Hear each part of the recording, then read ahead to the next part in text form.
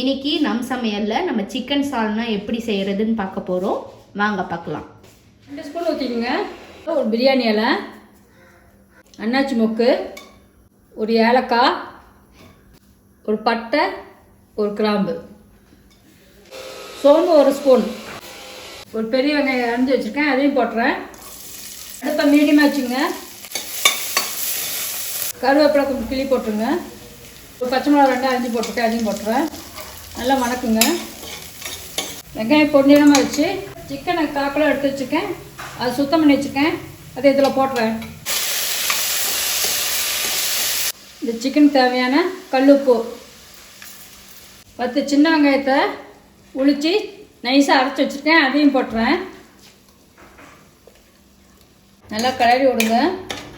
4 spoon மஞ்சள்தூள் போட்டுக்கிறேன், 1 spoon மிளகாத்தூள், 1/4 ஸ்பூன் கொத்தமல்லி தூள். நல்லா கிளறி விடுங்க. 2 ஸ்பூன் இஞ்சி பூண்டு போட்டுக்கோங்க. இஞ்சி பூண்டு வாசம் போக வரைக்கும் நல்லா கிளறி விடுங்க. இப்போ காட்டாமல் தண்ணி ஊற்றிடுறேன். மசாலா பச்சை வாசம் போச்சு. முந்திரியும் கசகசாவும் அரைச்ச பேஸ்ட்டு அதில் போட்டுறேன். 5 முந்திரி, 1 ஸ்பூன் கசகசா சுடு தண்ணி ஊற வச்சு 10 நிமிஷம் ஊற வச்சு இப்போ ஆட்டிட்டேன். ஒரு தக்காளி சின்ன சின்னதாக அரைஞ்சி வச்சுருக்கேன், அதையும் போட்டுறேன். சிக்கன் வேறு வரைக்கும் மூடி வச்சிடலாம். அப்பப்போ எடுத்து குறுக்கால கலரிட்டே இருங்க. கேஸ்கெட் போடல, சும்மா மூடி வச்சுருக்கேன்.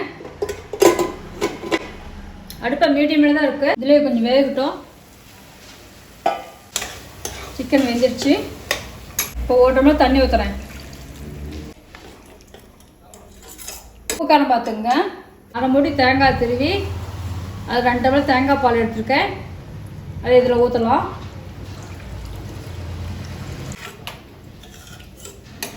ஒரு கொதி வரட்டும்.